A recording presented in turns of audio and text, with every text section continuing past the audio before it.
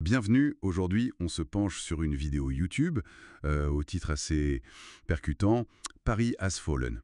Elle part d'un match de foot PSG Inter Milan, mais l'auteur dit que les troubles autour, c'est plus profond que ça. On va essayer de décortiquer un peu les arguments, les infos clés de cette source. Alors concrètement, elle décrit quoi cette vidéo? On parle de pagaille et chaos absolu à Paris, mais aussi ailleurs en France. Des voitures qui brûlent, des bâtiments vandalisés, des pillages de magasins. Oui, Chanel, Foot Locker sont mentionnés. C'est ça. Et de la violence, quoi. Point important, selon la source, ça aurait démarré avant le coup d'envoi du match. Tout à fait. Et ce point sur le timing, il est central dans la critique que fait la vidéo de la couverture médiatique. L'auteur, il oppose les termes comme affrontement ou quelques incidents. Il trouve trop faible utilisé par certains médias, quoi.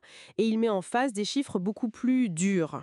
Ah oui, lesquels par exemple? La vidéo avance au moins 2 morts à Paris, d'autres ailleurs aussi, un policier dans le coma, près de 200 blessés et plus de 550 arrestations rien qu'à Paris. D'accord, donc des chiffres très précis. Oui, et la source parle d'une sorte de normalisation bizarre de tout ce chaos, comme si on s'habituait en quelque sorte. Et donc, au-delà de ces faits et de la critique des médias, comment l'auteur de la vidéo interprète tout ça? C'est quoi sa thèse en fait? L'interprétation, elle est assez directe. La vidéo fait un lien avec ce qu'elle nomme des sociétés parallèles radicalisées. Des sociétés parallèles. Oui, installées dans les grandes villes. Et comme preuve, elle cite le déploiement d'un drapeau Free Palestine avant le match, pour suggérer en gros que le foot n'était qu'une excuse. D'accord. Et cette idée de société parallèle, elle est liée ensuite à l'immigration, c'est ça? Exactement.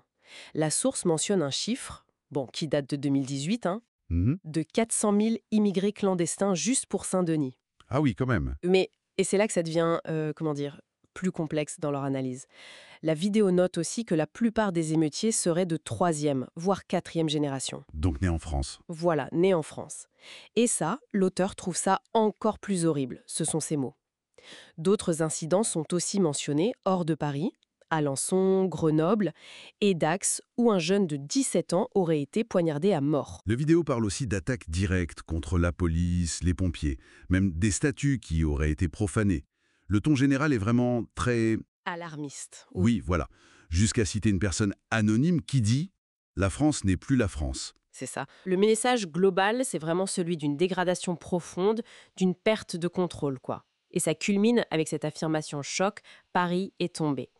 Et là, faut vraiment souligner, je pense, qu'on rapporte le contenu et le point de vue de cette vidéo. C'est une analyse particulière. Oui, c'est leur grille de lecture. Exactement, un récit qui connecte tous ces événements à des questions d'immigration, d'intégration, et un changement de société perçu comme très négatif par l'auteur de la vidéo. Donc pour résumer un peu, cette source, elle nous brosse un tableau très très sombre de la situation.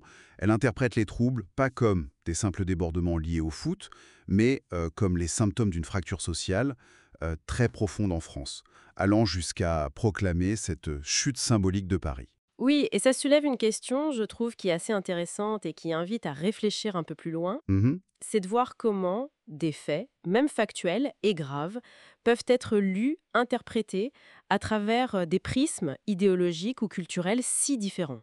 Oui, comment on en arrive à des conclusions si... Si radicalement opposés, voilà, selon qui observe et selon la source qu'on consulte. C'est une vraie question sur la fabrique des récits aujourd'hui, en fait.